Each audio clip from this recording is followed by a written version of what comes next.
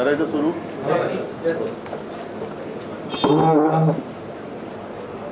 तुम्ही आत्ता जो प्रश्न विचारला नवीन विषय आहे का? विषय तर रोज नवीन नवीन आहेत, मात्र काही विषय हे खूप वर्षांपासून जसेच्या तसे आहेत. मी गेले काही दिवस कुठे माझी काही प्रतिक्रिया दिलेली नव्हती, कारण गणपती उत्सव होता, त्याच्यानंतर आता आपला दसरा मेळावा होणार. साहजिकच आहे, दसरा मेळाव्यात मला जे बोलायचं ते मी विस्ताराने बोलणारच आहे. आज मात्र मी जरा अस्वस्थ आहे, उद्विग्न आहे. तो एवढ्यासाठी, सध्या आरोग्य यंत्रणेचे जे काय 3:13 वाजलेले आहेत, 12 वाजलेले आहेत, ते बघितल्यानंतर खरोखर संताप येतो. कारण महाराष्ट्रामध्ये जेव्हा जगभरामध्ये कोरोनाचं संकट होतं, तेव्हा महाराष्ट्रामध्ये महाविकास आघाडीचं सरकार होतं, मी मुख्यमंत्री होतो. आज मी मुख्यमंत्री नाही आहे, सरकार महाविकास आघाडीचं नाही आहे. महाराष्ट्र तोच आहे, आरोग्य यंत्रणा तीच आहे. पण ज्या आरोग्य यंत्रणेने एक जग व्यापून टाकलेलं संकट, त्या संकटाचा सामना केला, यशस्वीपणाने केला, त्याच महाराष्ट्राची दुर्दशा हे सरकार बदलल्यानंतर चव्हाट्यावरती आलेली आहे. करोनाच्या काळामध्ये मग मुंबई मॉडेल असेल, महाराष्ट्र असेल, याच यंत्रणेने हेच डॉक्टर होते, डीन होते, परिचारिका त्याच होत्या, वॉर्ड बॉय तेच होते, यांनी जीवाची बाजी लावून रुग्णांची सेवा केली. आणि करोनावरती इलाज नसताना सुद्धा जी काही औषधं वापरली जात होती, ती औषधं अगदी महाराष्ट्रातल्या कानाकोपऱ्यात, दुर्गम भागामध्ये सुद्धा पोचवण्याचं काम या यंत्रणेने केलं होतं. माझ्या माहितीप्रमाणे कदाचित महाराष्ट्र हा पहिला किंवा एकमेव असा प्रदेश आहे, राज्य आहे, की दुर्गम भागात ड्रोननी सुद्धा औषधं पुरवठा केला गेला होता. ड्रोननी सुद्धा औषधं पुरवली होती. मी स्वतः नंदुरबारच्या एका टोकाच्या लसीकरण केंद्राला भेट दिली होती. तिथे सुद्धा लसीकरण झालं होतं. कुठेही औषधांचा तुटवडा नव्हता, लसीचा तुटवडा नव्हता, डॉक्टर व्यवस्थित होते. अगदी काही डॉक्टर्स आणि रुग्ण म्हणजे परिचारिका असतील किंवा वॉर्ड बॉयसुद्धा, यांचासुद्धा त्याच्यामध्ये मृत्यू झाला. पण ते कुठेही मागे हटले नाहीत, योद्ध्यासारखे लढले. आणि त्या योद्ध्यांना आज बदनाम केले जाते. गेले काही दिवस ठाण्याचं रुग्णालय असेल, कळव्याचं असेल, छत्रपती संभाजीनगरचं रुग्णालय आहे, नागपूरचं आहे, अगदी नांदेडचं आहे, अजूनही काही ठिकाणच्या बातम्या येतातच आहेत. जबाबदार कोण? आणि मी आज जो म्हटलं की मला संताप एवढ्याच गोष्टीचा आलेला आहे, याच गोष्टीचा आलेला आहे. एक तर जबाबदारी कोणी घेत नाही आहे. ज्या वेळेला हे संकट महाराष्ट्रावरती आल्यानंतर मुख्यमंत्री कुठे आहेत? मी ज्या सरकारला 1 फूल 2 हाफ म्हणतो, ते 1 फूल 2 हाफ कुठे आहेत? त्यातलं 1 फूल आणि 1 हाफ तर दिल्लीत आहेत, दुसरा हाफ कुठे कल्पना नाही मला. पण इकडे हॉस्पिटलमध्ये बळी जात असताना महाराष्ट्राचे मुख्यमंत्री हे दिल्लीमध्ये बसलेले आहेत. नक्षलवाद्यांचा सामना कसा करायचा? जरूर ते एक संकट आहे, पण रुग्णालयामध्ये जेवढे आज बळी गेलेले आहेत, तेवढे काही वर्षांमध्ये नक्षलवाद्यांच्या हमल्यामध्ये बळी गेलेले नाहीत. मुख्यमंत्र्यांचं आणि दुसऱ्या हाफ उपमुख्यमंत्र्यांचं कर्तव्य होतं की या ठिकाणी जाऊन तुम्ही नेमकं काय आहे हे कारण शोधलं पाहिजे. नांदेडच्या डीनवरती सर्वोच्च मनुष्यवधाचा गुन्हा दाखल केलेला आहे. ठीक आहे, जो कोणी गुन्हेगार असेल, जर गुन्हेगार असेल तर जरूर त्याला शिक्षा द्या. पण नेमकं नांदेडच्याच डीनवरती सर्वोच्च मनुष्यवधाचा गुन्हा का दाखल केला गेला? कळव्याच्या रुग्णालयामध्ये सुद्धा बळी गेलेत, छत्रपती संभाजीनगरमध्ये सुद्धा बळी गेलेत, नागपूर सुद्धा त्या नागपूरमध्ये सुद्धा बळी गेलेत. पण हा काही योगायोग आहे का की ज्या डीनला एका मस्तवाल गद्दार खासदाराने संडास साफ करायला लावला? कोणत्या जाती जमातीचा? आदिवासी आहेत असं ते म्हणतात. मी कधीच जातपात असं बघितलेलं नाही आहे, सगळ्यांना एका न्यायाने मी वागवलेलं आहे. पण संडास साफ करायला लावल्यानंतर त्या गद्दारावरती ॲट्रॉसिटीचा गुन्हा दाखल केला गेला, म्हणून धमकवण्यासाठी त्या डीनवरती सर्वोच्च मनुष्यवधाचा गुन्हा दाखल केला गेला आहे का? औषधांचा तुटवडा हा राज्यभर आहे. या 2-3 बातम्या आहेत की मंत्री म्हणत आहेत की औषधं मुबलक आहेत, पण प्रत्यक्षात खडखडाट आहे. ह्या बातम्याच मी मुद्दा म्हणून तुमच्याच माध्यमातून आलेल्या बातम्या आहेत, मग त्या इलेक्ट्रॉनिक मीडिया असेल किंवा प्रिंट मीडिया असेल. या तुम्हीच छापलेल्या आणि तुम्हीच दिलेल्या बातम्या आहेत. मग हे नेमके मंत्री कोण आहेत? कारण हे खातं हे विभागलं गेलेलं आहे. आरोग्य खाते विभागले गेले, हॉस्पिटल कोणाकडे आहेत, बाकी काय कोणाकडे आहे. पण मग हे जे मंत्री दावा करतायत ते कोणी असतील? ही एक बाजू ते मांडत असताना दुसरीकडे तो सुद्धा व्हिडिओ फिरतोय, तुमच्याच माध्यमातून आलेला आहे. चंद्रपूरमधली एक महिला सांगते की आम्ही काय करणार, औषधं आणण्यासाठी आम्हाला लिहून दिलं जातं आणि बाहेरून औषधं खरेदी करा असं सांगतायत. मग प्रधानमंत्र्यांच्या ज्या काही योजना आहेत, महाराष्ट्र सरकार ज्या काही योजना आहेत, महात्मा फुले काय जन आरोग्य योजना आहे, आणखीन काही योजना आहेत, मुख्यमंत्री सहायता निधी आहे, तो मुख्यमंत्री सहायता निधीतून ह्या सगळ्या औषधांचा खर्च केला जाणार आहे का? कारण त्याची सुद्धा एक मला असं वाटतं चौकशी व्हायला पाहिजे की नेमकी ती मदत कोणाला जाते, ती बिलं खरी आहेत का त्याच्यात सुद्धा काही आहे. हा एक संशोधनाचा विषय दुसरा होऊ शकतो. पण आज औषधं कुठे नाहीत. करोनाच्या काळामध्ये कुठेही औषधाचा तुटवडा नव्हता. आज दुसरी कोणतीही साथ नाही आहे. साथ आहे ती भ्रष्टाचाराची साथ आहे. अगदी आरोग्य खात्यातली ज्या काही पोस्टिंग आहेत त्याच्यासाठी सुद्धा रेट कार्ड ठरवलं गेलेलं आहे असं म्हणतात, असं माझं कानावरती येतं आहे. अगदी औषधं खरेदी सुद्धा आता दरानुसारच, म्हणजे निविदा प्रक्रिया होणार बंद. मग हे कोणत्या तोंडाने भ्रष्टाचारावरती बोलणार?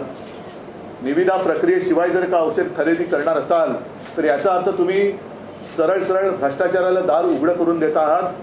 आज सुद्धा जिथे जिथे औषध खरेदी झालेली नाहीत किंवा औषधं पोचलेली नाहीत तिकडे कोणाचे दलाल बसलेत का याची सुद्धा CBI चौकशी झाली पाहिजे.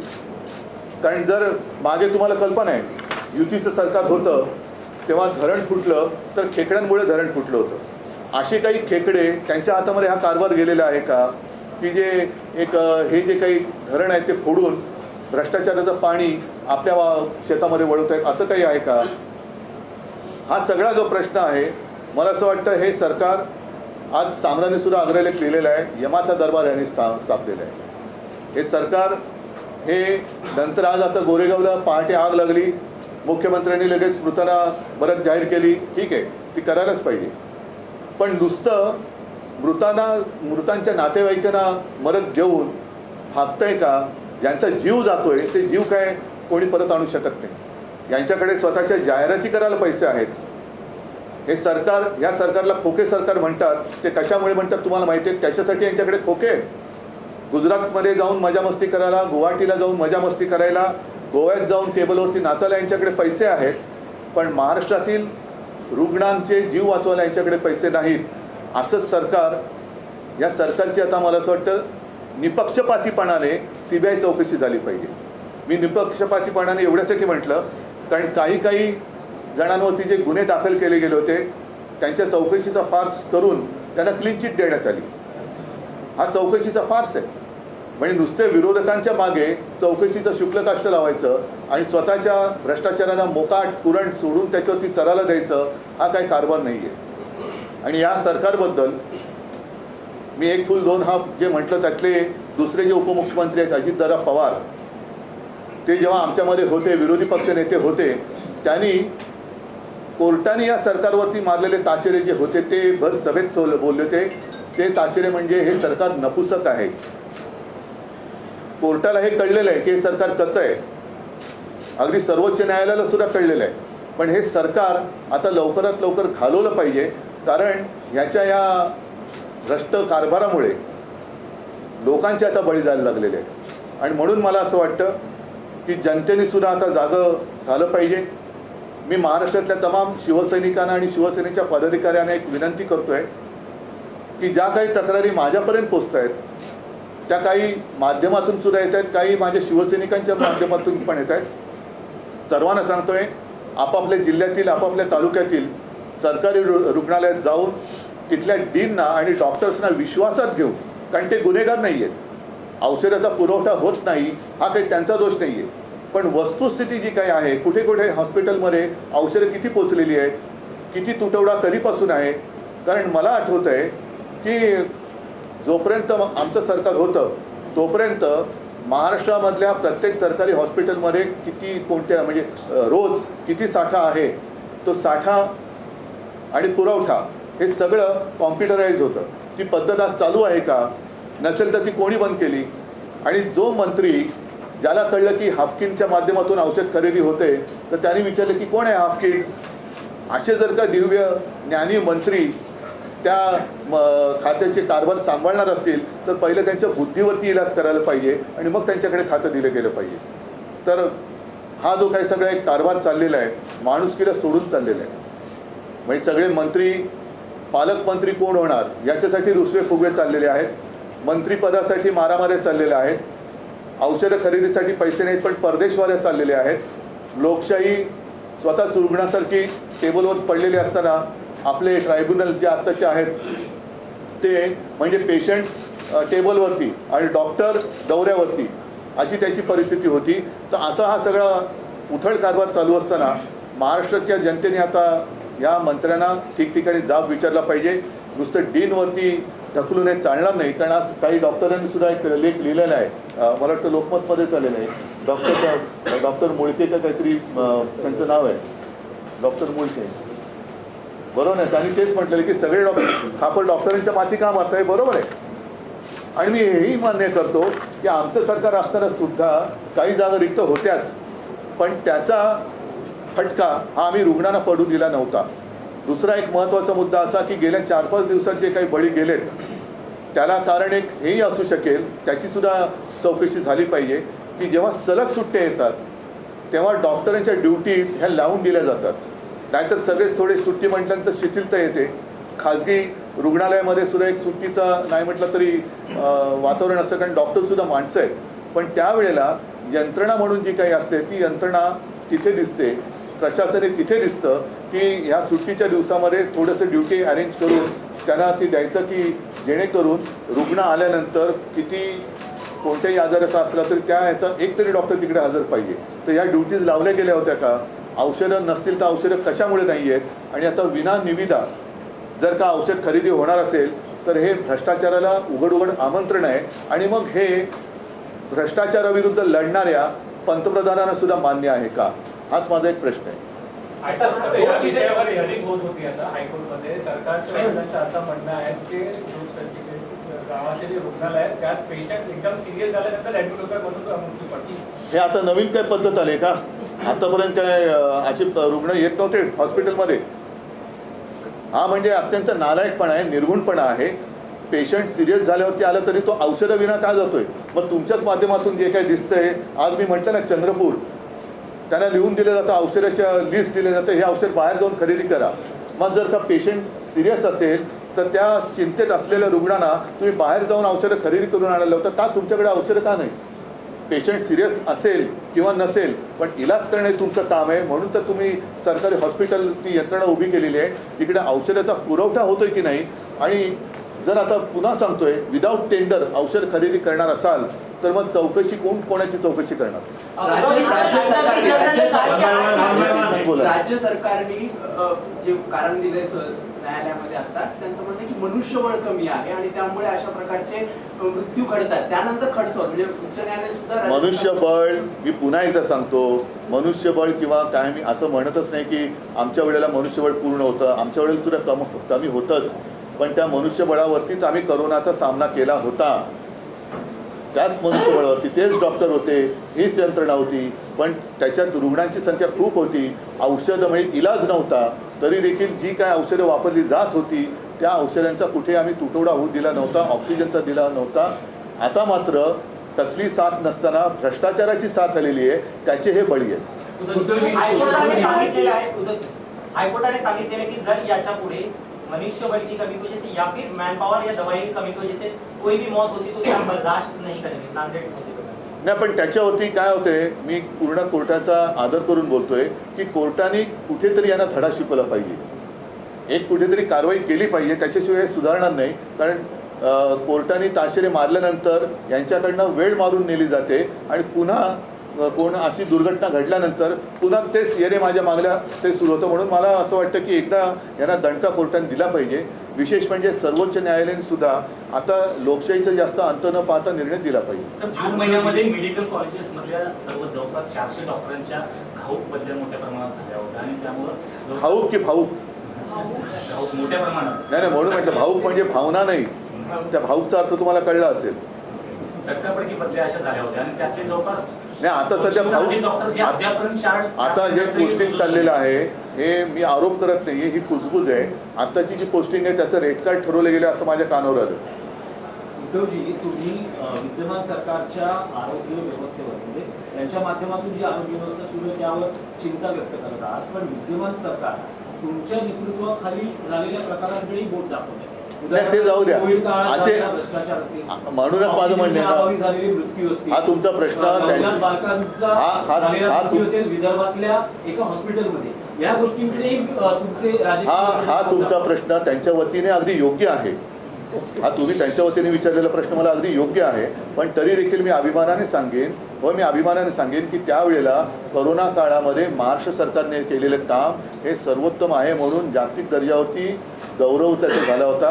आणि त्याच काळामध्ये राज्यातल्या सर्वोत्तम मुख्यमंत्र्यांमध्ये माझं नाव येत होतं. हे माझं कौतुक नव्हतं, तर या यंत्रणेचं कौतुक होतं. त्याच्यामुळे नुसती बोटं दाखवून चालणार नाही आहे. आत्ता जे काय यांचं खोटं सगळं पडलेलं आहे त्याच्यावरती बोला. आज तर कुठेही साथ नाही आहे. मनुष्यबळ हेच होतं, डॉक्टर हेच होते. आणि त्यावेळेला तर निविदा प्रक्रियेतनं औषधं खरेदी केली जात होती, हाफकिनच्या माध्यमातून केली जात होती. आता जर आरोग्य मंत्र्याला हाफकिन ही संस्था आहे तर आता कोणतरी दलाल आहे हेच माहिती नसेल तर ते कोणाकडे बोट दाखवणार? आरोग्य मंत्री यामध्ये कुठेही चित्रात दिसत नाहीये ना. त्यांनी जाऊन भेट घेतलेली आहे. महाविकास आघाडीमधील जे माजी मंत्री नेते ते जाऊन तिथे भेट देत आहेत, मात्र आरोग्य मंत्री कुठेही या चित्रामध्ये नाही, ते पोस्टरवरती दिसतील तुम्हाला. तेच तर आहे, यांच्या जाहिराती करायला यांच्याकडे पैसे आहेत. या सगळ्या यात्रा सहली करायला, आमदार इकडे तिकडे फिरवायला, खासदारांना फिरवायला पैसे आहेत, मात्र औषधं खरेदी करायला पैसे नाहीत. हे फार संतापजनक आहे. नाही, आता याच्यापूर्वी बघा, शेवटी जबाबदारी कोणीच घ्यायला तयार नाही आहे.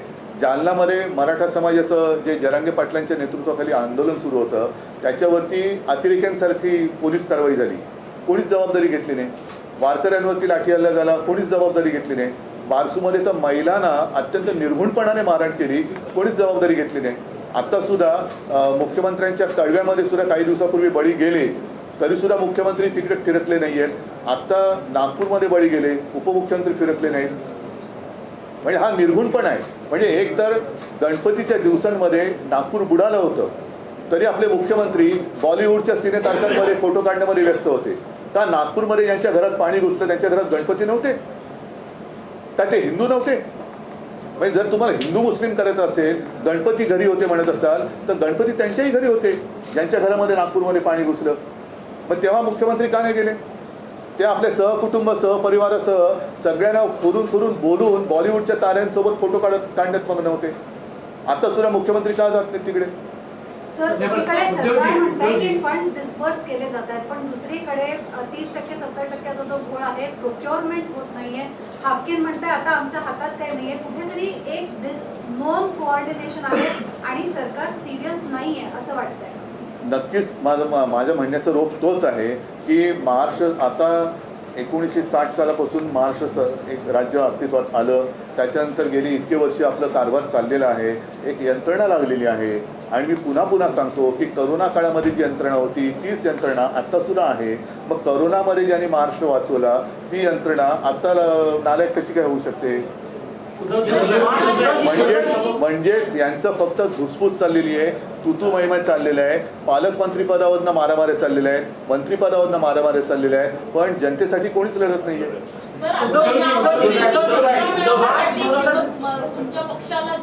त्याच्यावरती मी नंतर बोलेन आणि दसरा मेळाव्यात मला जे बोलायचं ते मी बोलेन. मृत्यू झालेले त्या ठिकाणी तुम्ही प्रत्यक्ष जाऊन काही माहिती घेणार आहात किंवा पाहणी करणार आहात? काय जाऊन पाहणी करू? हे जर असंच दिसत असेल तर पाहणी तरी काय करायची? गेलेल्या माणसांबद्दल जाऊन सांत्वन तर करायला पाहिजे, हा भाग वेगळा. पण माझं म्हणणं तेच आहे की आज तुम्ही कोणीच नाही आहे, मी मुख्यमंत्री नाही आहे. आणि जसा तुम्ही प्रश्न विचारला, माझा पक्षही चोरला आहे, चिन्हही चोरले, पण ज्यांनी चोरलंय ती चोर मंडळी इकडे काय नाही जात? काम त्यांचं आहे, कर्तव्य त्यांचं आहे. आणि हे सुद्धा जर आम्ही करायचं असेल तर मग हे कशाला पाहिजेत? आमचं सरकार पाडलंच कशाला? आम्ही तर करत होतो काम. मग आता हे जात का नाही? चोर कंपनी जात का नाही तिकडे? मार्च 2023 मध्ये एक बॉडी बनवण्यात आली, पण 6 महिने झाले आहेत, अजूनही मेंबर. आणखीन एक गोष्ट मला सांगा, करोनाच्या काळामध्ये आमच्या सरकारने एक टास्क फोर्स निर्माण केला होता. आता करोनाची साथ गेल्यानंतर साहजिकच आहे, फक्त एकच आहे, दुर्दैवाने माझं सरकार गद्दारी करून ह्यांनी पाडलं. त्याच्यामुळे मला टास्क फोर्सचं तसं काही नीट आभार मानता आले नाहीत, कारण ही सुद्धा तज्ज्ञ लोक होती आहेत. आता तो टास्क फोर्समध्ये रद्द केला गेला आणि नवीन टास्क फोर्स नेमला. त्याच्यामध्ये मला वाटतं लष्कराच्या सुद्धा अधिकारी एक त्या महिला आहेत त्यांना घेतलेले आहे. मग हा टास्क फोर्स करतोय काय? आता या टास्क फोर्सवरती काय जबाबदारी दिलेली आहे? काम काय आहे? का नेमलेला आहे हा टास्क फोर्स? मग तुम्ही जे म्हणता मी जाणार का, ह्या टास्क फोर्सला पाठवा ना तिकडे. टास्क फोर्सने जावं सगळ्या हॉस्पिटलमध्ये, राज्याचा दौरा करावा आणि विचारपूस करावी औषधं आहेत की नाही. नेमकं तुम्ही आता म्हणताय की रुग्ण सिरियस होऊन तिकडे येत आहेत, तर जनजागृती करा.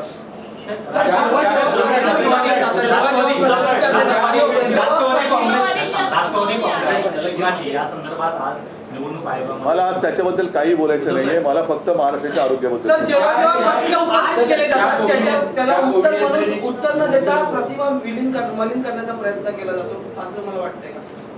म्हणजेच त्यांच्यामध्ये कर्तृत्व नाहीये ना, त्यांच्यामध्ये कर्तृत्व नाहीये, फक्त चिखलफेक त्यांची चाललेली आहे, चिखलफेक चाललेली आहे. हायकोर्टात आज सुनावणीच्या वेळी अटॉर्नी जनरलने सांगितलेले की नांदेडमध्ये जी काही घटना झाली आहे त्याच्यासाठी कोणालाच आपण जबाबदार ठरवू शकत नाही. पण म्हणजे काय, म्हणजे काय?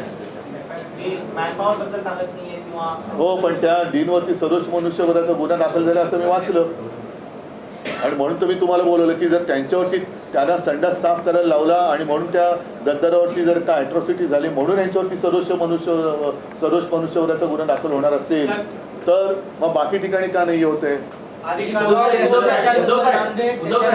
संभाजीनगर वारंवार केवळ दुर्घटना घडत आहेत, त्याच्यावर सरकारकडून काही कारवाई होताना किंवा प्रतिबंधात्मक उपाय होताना दिसत नाही.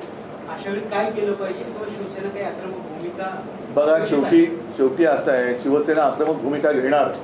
आक्रमक भूमिकेचा अर्थ तुम्हाला कळतो, म्हणजे पुन्हा याच डॉक्टरांवरचा ताण वाढणार, असंच त्याचा अर्थ झाला ना, की आम्ही आक्रमक झाल्यानंतर काहीतरी घडलं, पुन्हा याच डॉक्टरांवरती ताण वाढणार.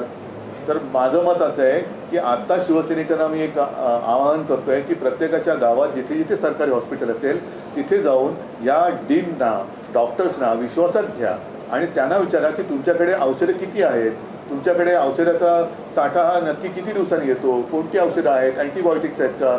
साधारणतः आत्ता सीझनप्रमाणे जे रुग्ण असतात त्या रुग्णांना देणं, काही अँटीबायोटिक्स लागतात, सीझनप्रमाणे आजार बदलत असतात, औषधं लागतात, त्या औषधांचा साठा तुमच्याकडे आहे का? कारण मला आठवते की साधारणतः मार्च एप्रिलच्या सुमारास पुढचा पावसाळा लक्षात घेऊन आदिवासी पाडे असेल किंवा दुर्गम भाग जिकडे अतिवृष्टी असेल होत असेल किंवा दरड कोसळण्याची शक्यता असेल अशा ठिकाणी पाऊस सुरू होण्याच्या आधी काही औषधांचा साठा हा पुरवावा लागतो, म्हणजे धान्य पुरवावं लागतं. या सगळ्या काही यंत्रणा या पुढचे सीझन लक्षात घेऊन आधीपासून त्यांना कामावं लावावं लागतं. उद्धव साहेब, मागील काही दिवसांपासून उपमुख्यमंत्री अजित पवार सरकारमध्ये सक्रिय दिसत नाहीये, त्यांची नाराजी असल्याचं समजतंय. तुमच्यासोबत ते उपमुख्यमंत्री होते, तुमचा अनुभव कसा? सर, याला जोडून आहे की अजित पवार जेव्हा नाराज होतात तेव्हा काही सकारात्मक बदल जे आहेत ते त्यांच्या दृष्टीने घडून येतात असं देखील दिसून आले. माझ्या वेळेला तरी असे काही त्यांची नाराजी वगैरे तरी मी काही बघितली नव्हती. माझ्याबरोबर सगळे काही व्यवस्थित होते. उलटं ते चांगलं काम करत होते म्हणून जी काही ज्या लोकांच्या पोटात दुखत होते त्यांच्या उरावरती आता अजितदादा बसलेले आहेत. त्याच्यामुळे खरं अजितदादांपेक्षा ज्यांच्या उरावरती बसलेत त्यांनी नाराज व्हायला पाहिजे आणि ज्यांनी त्यांना बसवलंय त्यांच्याही ते उरावर बसले म्हणून त्यांनी नाराज व्हायला पाहिजे. ज्या कोविड यंत्रणांचं तुम्ही कौतुक करताय त्या मुंबई महानगरपालिकेच्या अनेक यंत्रणांची वेगवेगळ्या माध्यमाची चौकशी सुरू आहे, अनेकांना समज देखील जात आहे. ज्या कोविडमध्ये मी तुम्हाला तेच सांगितलेलं, आता दिनेशनी तोच प्रश्न विचारला होता. हे स्वतः भ्रष्ट लोक आहेत आणि मग आता काय होतं, काही गोष्टी मी दसऱ्याच्या वेळेस बोलणार आहेत की कोणत्या तोंडाने चौकशी करणार, असं कोणती साथ नाही आहे. आणि त्यावेळेला सुद्धा जे कोविड काळातला भ्रष्टाचार म्हणतायत, मग कोविड काळाचा भ्रष्टाचार PM केअर फंडापासूनचा काढा, संपूर्ण देशाचा कारभार त्याची चौकशी करा, माझी तयारी आहे. जर मुंबई महापालिकेत घोटाळा झाला, भ्रष्टाचार झाला असा यांचा जर का समज असेल तर मग मात्र ठाणे, पिंपरी चिंचवड, नागपूर, बीडपूरपासून काश्मीर ते कन्याकुमारी तुमचं आहे ना सर्व काय समान नागरी कायदा, मग समान चौकशी करा. अगदी उत्तर प्रदेश पण त्याच्यात घ्या, गुजरात पण त्याच्यात घ्या, व्हेंटिलेटर कोणाकडनं घेतले होते, ते का बिघडले होते, या सगळ्याचा तुम्ही पर्दाफाश करा. आमची तयारी आहे. सर, या सरकारकडून वेगवेगळे मेडिकल कॉलेजेस जाहीर केले जातात, पण इकडे डॉक्टरांची भरती होत नाही असा आक्षेप डॉक्टरांनी घेतलाय. जे हॉस्पिटल्स आहेत मुंबईतले त्यांची तिकडे बदली केली जाते आणि त्यामुळे हा ताण वाढतो. तर भरती का केली जात नाही असं तुम्हाला? आता हाच तर मुद्दा आहे ना. आता त्यावेळेला नाही, मी तुम्हाला सांगितलं ना की त्यावेळेला जेव्हा मी हा कारभार बघत होतो तेव्हा तुम्हाला सर्वांना कल्पना आहे, मी ती जबाबदारी स्वतः घेतली होती एक कुटुंब प्रमुख म्हणून, आणि तुमच्याच माध्यमातून किंवा फेसबुक लाईव्हच्या माध्यमातून जनतेशी मी संवाद साधत होतो. कुठे आपल्याला काही कमतरता आहे ती त्यांना सांगत होतो, काय करावं हे सांगत होतं. तसं विश्वास देणारं आज कोणीच दिसत नाही आहे. नुसतं स्वतःच्या अंगावरचं झुरळ दुसऱ्यावरती झटकायचं हेच काम यांचं चाललेलं आहे. मात्र यांना मिरवण्याचा जो काही एक शौक आहे प्रत्येक ठिकाणी, म्हणजे गणपतीमध्ये मिरवायचं, बॉलिवूडच्या लोकांना बोलवायचं, आणखीन कुठे जाऊन मिरवायचं, हे सगळे जे काही मिरवणं आहे ना, त्या मिरवण्यापैकी काही टक्के जरी पैसा या यंत्रणेवरती वापरला तरी मला असं वाटतं राज्य सुरळीत चालेल. संजय सिंगला अटक झालेली आहे. नाही, आज मी काही बोलणार नाही या विषयावर. मी दसऱ्याला बोलेन.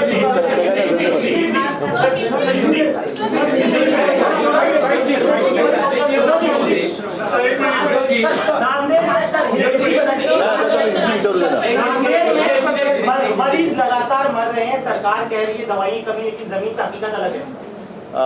सिर्फ नांदेड़ ही नहीं, कुछ दिन पहले मुंबई के नज़दीक थाना, जहाँ से मुख्यमंत्री उनके यहाँ जो हॉस्पिटल है कड़वा, छत्रपति शिवाजी महाराज हॉस्पिटल, फिर राजश्री छत्रपति शाहू महाराज शासकीय वैद्यकीय कोल्हापुर, और डॉक्टर शंकरराव चव्हाण हॉस्पिटल नांदेड़, घाटी रुग्णालय छत्रपति संभाजीनगर, मेयो रुग्णालय नागपुर, सभी जगह पर ये दुर्घटना हुई है. और मैं तो यही कहता हूँ, जो भी सिस्टम है, यंत्रणा, वो वही है जिसने कोरोना के समय में काम किया था, अच्छा काम किया था, और उसके नतीजे आप सबको पता है. उस वक्त मैं चीफ मिनिस्टर था और कई बार देश में एक अच्छा मुख्यमंत्री, उसमें मेरा नाम आया था. वो गौरव मेरा नहीं था, इन लोगों का था. यही डॉक्टर्स हैं, यही नर्सेस हैं, यही सब वार्ड बॉयज़ हैं. उस वक्त कोरोना के लिए कोई इलाज नहीं था, लेकिन जो भी दवाइयाँ यूज़ कर रहे थे उनकी कभी भी हमने कमी नहीं होने दी थी. आज अचानक ऐसे क्या हो गया, कौन से ऐसी बीमारी है, कौन सी ऐसी महामारी आई है कि लगातार लोग मर रहे हैं और कोई कुछ नहीं बोल रहा है. कोई कुछ नहीं बोल रहा है. किसकी जिम्मेदारी है? कहाँ है हेल्थ मिनिस्टर? कहाँ है? दो हेल्थ मिनिस्टर है, एक चीफ मिनिस्टर और दो, जिससे मैं एक फुल दो हाफ कहता हूँ. कहाँ गए वो लोग? मुख्यमंत्री भी नहीं है, दोनों उप मुख्यमंत्री नहीं है. मुझे जानकारी मिली कि मुख्यमंत्री और फडणवीस साहब तो दिल्ली में बैठे हैं, वहाँ नक्सल के बारे में, उनके बारे में कुछ मीटिंग चल रही है. ठीक है, मैं मानता हूँ वो भी विषय महत्वपूर्ण है, लेकिन जितने सारे लोग मर गए, दुर्भाग्य की बात है, नक्सलियों के हमलों से ज़्यादा लोग सरकार के अस्पताल में मर रहे हैं, तो प्राथमिकता किससे देनी चाहिए? डॉक्टर को बलि का बकरा बनाया है. डॉक्टर, हाँ वही मैं बोलता हूँ ना. तो प्राथमिकता किसे मिलनी चाहिए? मुख्यमंत्री वहाँ जाने चाहिए, उप मुख्यमंत्री वहाँ जाने चाहिए. नागपुर में होने के बावजूद जहाँ से देवेंद्र फडणवीस जी आते हैं, उनके लिए मैंने एक शब्द का इस्तेमाल किया था, तो बहुत ही मिर्ची लगी थी उनको. लेकिन आज वो क्या कहेंगे अपने आप को? नागपुर में हादसा होने के बाद भी देवेंद्र फडणवीस वहाँ नहीं जा रहे हैं. अजित पवार साहब तो पता नहीं उनकी नाराज़गी दूर हुई या नहीं हुई. और दूसरे हमारे जो मुख्यमंत्री, जिसे इलीगल बेकायदा सरकार चालवणारे मुख्यमंत्री हैं, उनकी तो कोई जिम्मेदारी नहीं है.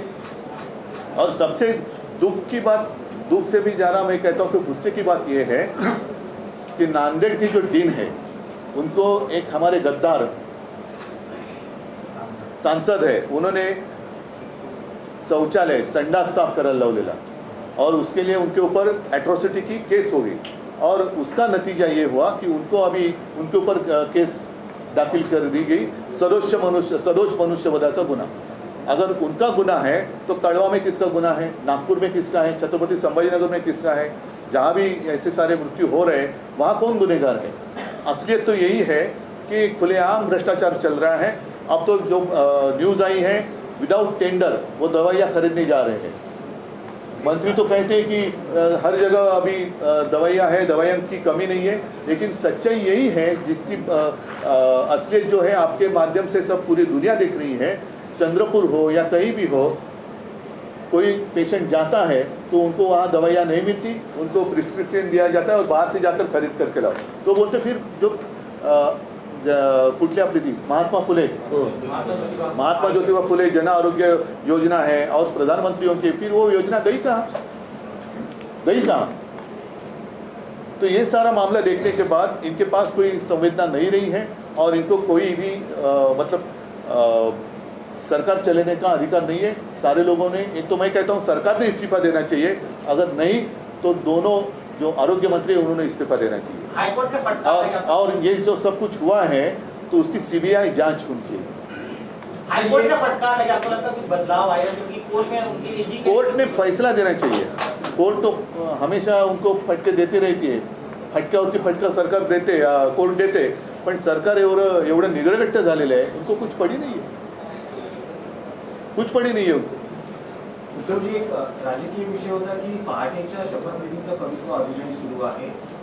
रोज नवे धक्कादायक खुलासे होत असतात। फडणवीसांनी आता नवा घटस्फोट केलाय की राष्ट्रपती मला या सगळ्या सहमती होती। या विषयावरती दोन्ही बाजूला पवार डील करतो। मी या विषयावरती दसऱ्याच्या मेळाव्यात जरूर बोलेन, पण आजचा विषय जो आहे तो फार गंभीर आहे, कारण हे राजकीय विषय आहेत, पण मी राजकारण करताना माणुसकी कधी सोडणार नाही। त्याच्यामुळे माझ्या राज्यातली माणसं जर औषधाशिवाय तडफडून मरत असतील तर मी त्याच्यात राजकारण करू इच्छित नाही, पण ह्याच्यात जे खरे गुन्हेगार आहेत त्या गुन्हेगारांना सजा झालीच पाहिजे। आणि मंत्री असोत किंवा कोणी असो, त्यांचं जे काही दुर्लक्ष आहे, एक तर त्यांना त्याच्यात ज्ञान आहे की नाही हा एक महत्त्वाचा विषय आहे।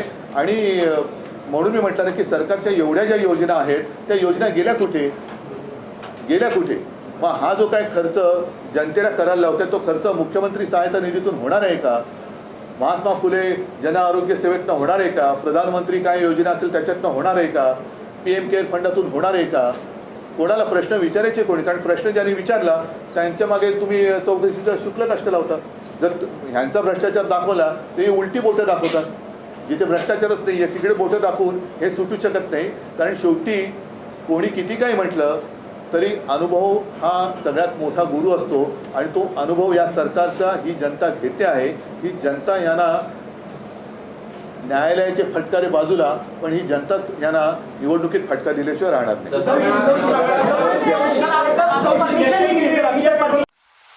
गर्जा महाराष्ट्र, छत्रपतींचा Maharashtra, speed news Maharashtra, speed news Maharashtra.